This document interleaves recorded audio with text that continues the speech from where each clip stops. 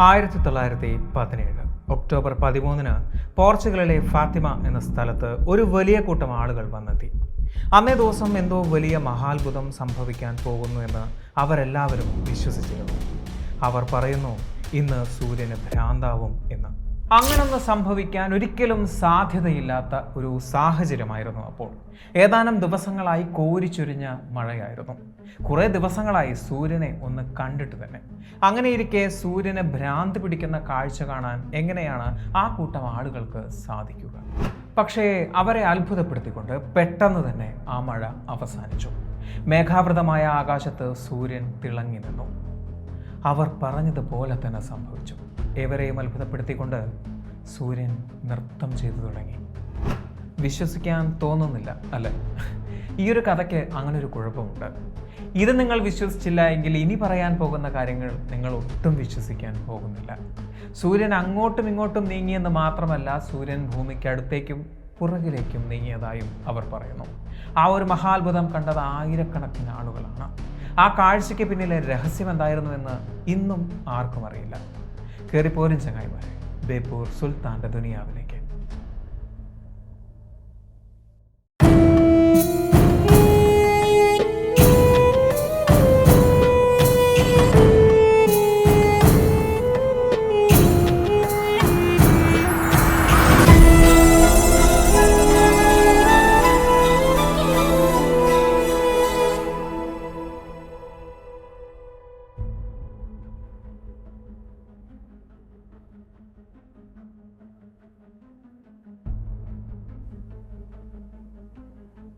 അന്ധവിശ്വാസികളായ ഒരു പറ്റം ജനങ്ങൾ എന്തൊക്കെയോ പറഞ്ഞു എന്നതിനെ ഞങ്ങൾ എന്തിനാണ് കാര്യമായി കാണുന്നത്? അങ്ങനെ ഏതൊക്കെയോ അന്ധവിശ്വാസികളല്ല. ആ ഒരു സന്ദർഭത്തിന് സാക്ഷികളായവരിൽ യുക്തിവാദികളും ഉണ്ടായിരുന്നു. അവരും പറയുന്നു, അന്ന് സൂര്യൻ എന്തോ സംഭവിച്ചിട്ടുണ്ട് എന്ന്. എന്തോ സംഭവിച്ചു എന്ന് തന്നെ പറയുന്നുള്ളൂ. എന്താണ് എന്ന് വ്യക്തമായി പറയാൻ സാധിക്കുന്നില്ല. കേൾക്കാം ഫാത്തിമ ഇൻസിഡന്റിനെ കുറിച്ച്. നൂറ്റാണ്ടുകളോളം ഈ അത്ഭുതത്തെക്കുറിച്ച് ഒരുപാട് ചർച്ചകളും തർക്കങ്ങളും നടന്നിരുന്നു. അന്നേ ദിവസം ആ കാഴ്ച കാണാൻ നേരത്തെ ആളുകൾ ഓടിക്കൂടിയത് എങ്ങനെയാണ്? അങ്ങനൊന്ന് സംഭവിക്കാൻ പോകുന്നു എന്ന ആളുകൾ എങ്ങനെയാണ് അറിഞ്ഞത്? അതിന് തുടക്കം കുറിച്ചത് 3 പ്രവാചകരായ കുട്ടികളായിരുന്നത്രേ. ലൂസിഡ ഡോ സാന്റോസ് എന്ന 10 വയസ്സുകാരിയും അവളുടെ കസിൻസ് ആയിരുന്ന ഫ്രാൻസിസ്കോ, യുവാനിറ്റ എന്നിങ്ങനെ 2 പേരും ചേർന്ന് നടത്തിയ ഒരു പ്രവചനം. ആ 3 പേരും ഒരേ സ്വരത്തിൽ പറഞ്ഞ ഒരു കാര്യമുണ്ടായിരുന്നു. അവർക്ക് മുമ്പിൽ മാതാവ് മേരി പ്രത്യക്ഷപ്പെട്ടിരുന്നു എന്ന്. അന്ന് ആദ്യമായിട്ടായിരുന്നില്ല അവർ മാതാവിനെ കാണുന്നത്. 1917 മെയ് മാസം 13-ാം തീയതിയാണ് ആദ്യമായി മാതാവ് മേരി അവർക്ക് മുമ്പിൽ പ്രത്യക്ഷപ്പെടുന്നത്. പ്രാർത്ഥിച്ചുകൊണ്ടേയിരിക്കും, യുദ്ധം എത്രയും പെട്ടെന്ന് അവസാനിക്കുമെന്ന് അന്ന് മാതാവ് അവരോട് പറഞ്ഞിരുന്നു. ആദ്യ കാഴ്ചയിൽ മാതാവ് അവരോട് പറഞ്ഞത്, എല്ലാ മാസവും 13-ാം തീയതി ഞാൻ ഇതേ സ്ഥലത്ത് പ്രത്യക്ഷപ്പെടും എന്നായിരുന്നു. അതങ്ങനെ തന്നെ സംഭവിച്ചുവെന്നും ആ കുഞ്ഞുങ്ങൾ പറയുന്നു. എല്ലാ മാസവും 13-ാം തീയതി അതേ സ്ഥലത്ത് മാതാവ് പ്രത്യക്ഷപ്പെടുമായിരുന്നുവെന്നും അവരോട് സംസാരിക്കുമായിരുന്നുവെന്നും. സെപ്റ്റംബർ മാസം പ്രത്യക്ഷപ്പെട്ടപ്പോൾ പറഞ്ഞു, ഒക്ടോബർ മാസം, അതായത് അടുത്ത മാസം 13-ാം തീയതി നിങ്ങൾക്ക് മാത്രമല്ല, നിങ്ങളോടൊപ്പം നിങ്ങളുടെ നാട്ടുകാർക്കും കാണാൻ സാധിക്കുന്ന ഒരു മഹാത്ഭുതം സംഭവിക്കും എന്ന്. ഞാൻ ആരാണ് എന്നും എനിക്കെന്താണ് വേണ്ടത് എന്നും ഈ നാടിന് അന്നേ ദിവസം മനസ്സിലാവുമെന്ന് മാതാവ് മേരി പറഞ്ഞിരുന്നതായി ആ കുഞ്ഞുങ്ങൾ പറയുന്നു. അവരത് നാട് മുഴുവൻ പറഞ്ഞ് നടക്കുകയും ചെയ്തിരുന്നു. അതുകൊണ്ട് തന്നെയായിരിക്കാം അന്നേ ദിവസം ആ അത്ഭുത കാഴ്ച കാണാൻ വേണ്ടി ആ നാട് മുഴുവൻ അവിടെ ഒത്തുകൂടിയത്. ആ അത്ഭുത കാഴ്ചയ്ക്ക് സാക്ഷികളാവാൻ അന്ന് ആയിരക്കണക്കിന് ആളുകൾ വന്നിരുന്നതായി പറയുന്നു. അതിൽ ബഹുഭൂരിപക്ഷവും മാതാവ് മേരിയുടെ അത്ഭുത പ്രവൃത്തിക്ക് സാക്ഷികളാവാൻ വേണ്ടി വന്ന വിശ്വാസികളായിരുന്നുവെങ്കിലും ചെറുതല്ലാത്ത ശതമാനത്തിൽ യുക്തിവാദികളും സംശയത്തോടുകൂടി ആ വിഷയത്തെ കാണാൻ വേണ്ടി വന്ന ചില പത്രപ്രവർത്തകരുമുണ്ടായിരുന്നു. അന്ന് തെളിഞ്ഞു വന്ന സൂര്യനെ നഗ്നനേത്രങ്ങൾ കൊണ്ട് കുറേ നേരം നോക്കി നിൽക്കാമായിരുന്നു എന്ന വരിയോടുകൂടിയാണ് പത്രത്തിൽ വന്ന വാർത്ത ആരംഭിക്കുന്നത്. ആളുകൾ നോക്കി നിൽക്കെ സൂര്യനിൽ നിന്നും ചില പ്രകാശരശ്മികൾ പുറത്തേക്ക് തെറിക്കുന്നതായി അവർ കണ്ടു. സൂര്യനിൽ നിന്നും പ്രകാശഗോളങ്ങൾ പല ഭാഗങ്ങളിലേക്കായി നീങ്ങുന്നതും അവർ കണ്ടു.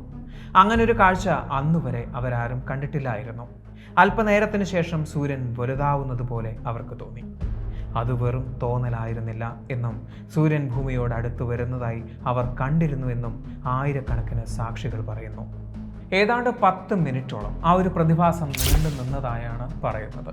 പിന്നീട് സാധാരണ പോലെ ആകാശം മാറുകയും സൂര്യൻ തെളിഞ്ഞു നിൽക്കുകയും ചെയ്തിരുന്നു അത്രേ. പക്ഷേ അതിനുശേഷമുള്ള ദിവസങ്ങളിൽ ചില അത്ഭുതങ്ങൾ കൂടി സംഭവിച്ചിരുന്നു. അന്നുവരെ മാരക രോഗികളായിരുന്ന പലരും പെട്ടെന്ന് തന്നെ രോഗം മാറിയ അവസ്ഥയിലായി. പലരുടെയും ആരോഗ്യം തിരിച്ചു വന്നതായും പറയുന്നു. തുടർന്ന് സംഭവിച്ച വിഷയങ്ങൾ നമുക്ക് ഊഹിക്കാവുന്നതേയുള്ളൂ. അതായത് അന്ന് മതം പ്രചരിപ്പിച്ചിരുന്ന പല മാധ്യമങ്ങളും ഈ ഒരു സംഭവത്തെ മാതാവിൻ്റെ കൃപയാണ് എന്നും മാതാവിൻ്റെ അത്ഭുത പ്രവൃത്തിയാണ് എന്നും തന്നെയാണ് പ്രചരിപ്പിച്ചത്. കുഞ്ഞുങ്ങളിലൂടെ മാതാവായിരുന്നത്രേ ആ നാട്ടുകാരോട് ഈ അത്ഭുതത്തെക്കുറിച്ച് സംസാരിച്ചത് പോലും. ആ ഒരു സംഭവത്തെ തുടർന്ന് പലരും കത്തോലിക്കരായി മാറുകയും ചെയ്തിരുന്നു.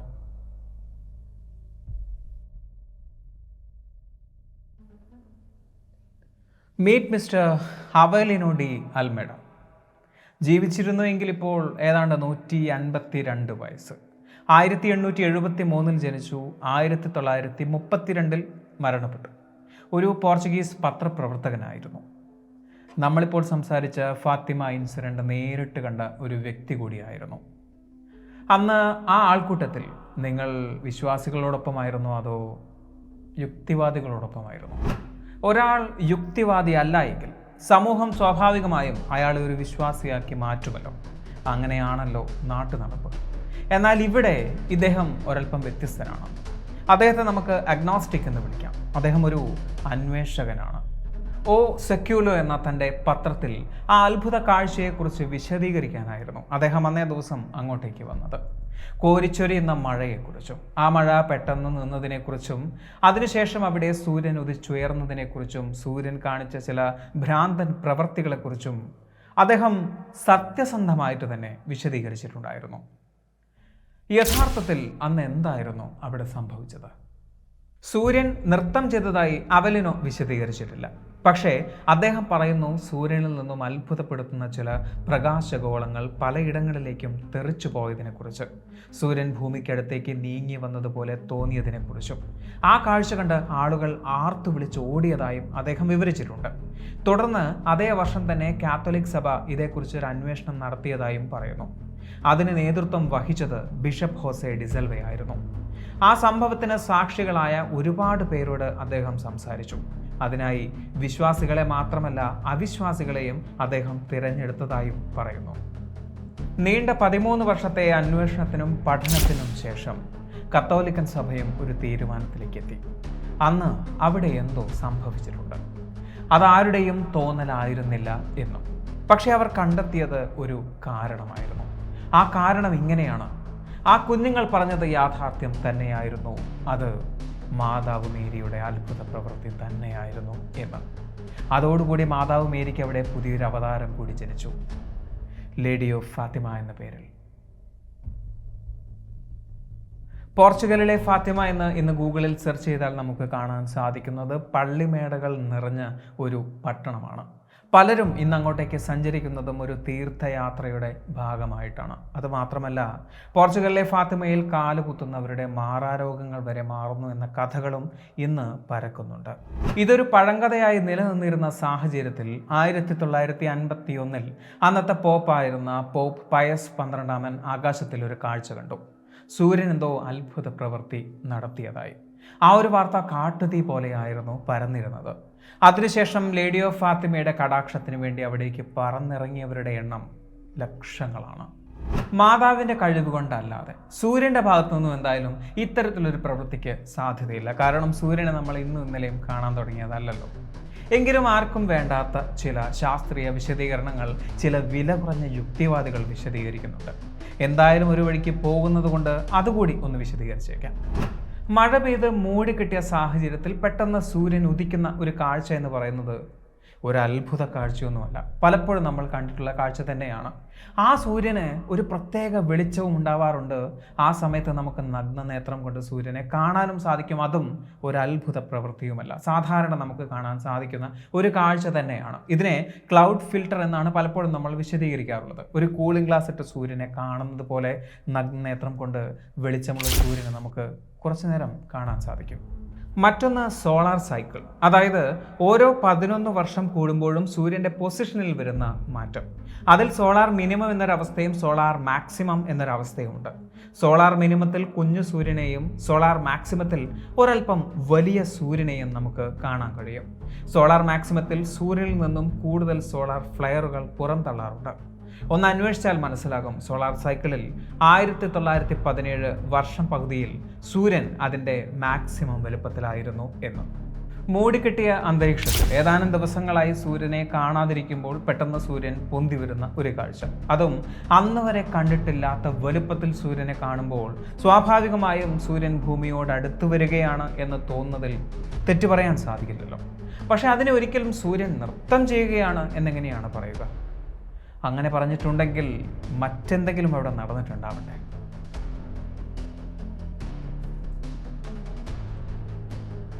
സൂര്യൻ നൃത്തം ചെയ്തു എന്ന് പല പത്രങ്ങളും വിശദീകരിച്ചത് സൂര്യനിൽ നിന്നും നിറങ്ങളും വെളിച്ചങ്ങളും പുറത്തേക്ക് പോയി എന്നതിനെ ക്രിയാത്മകമായി പറഞ്ഞതാണ് എന്ന് അവലിനോ തന്നെ വിശദീകരിക്കുന്നുണ്ട്.